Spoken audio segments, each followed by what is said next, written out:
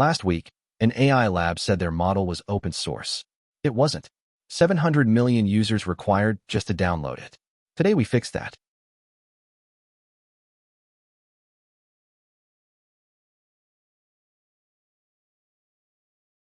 Last week we covered how most so-called open-source AI is actually openish.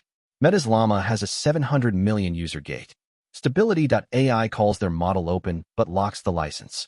Apache 2.0 is the gold standard, genuine freedom to use, modify, deploy, sell. And this week, Google shipped Gemma 4. Apache 2.0. Actually open. And it runs on your laptop. Here's the state of open models right now. You've got Kimi K2.5 from Moonshot AI.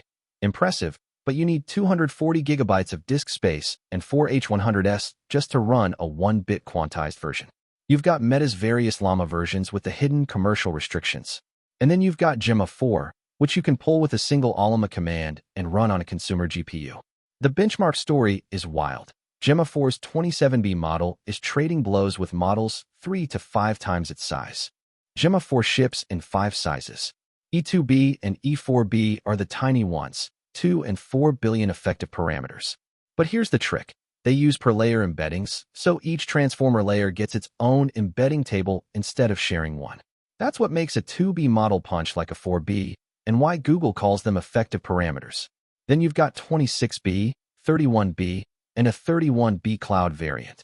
How does a 27 billion parameter model fit in less VRAM than you'd expect? TurboQuant.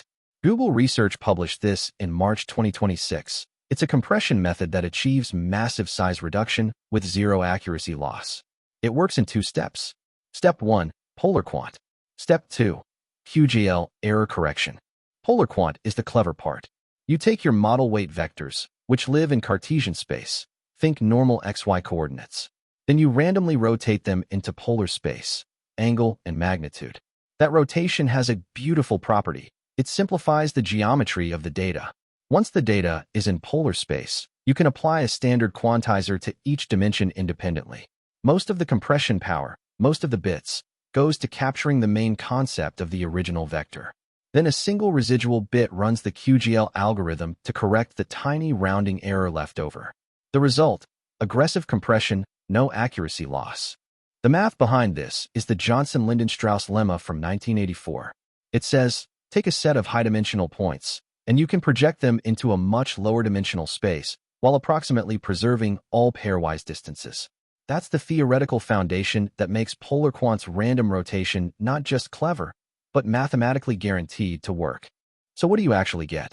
A model family that's genuinely Apache 2.0, runs locally, beats models 5 times its size on benchmarks, and uses Google Research's TurboQuant to stay small without losing accuracy.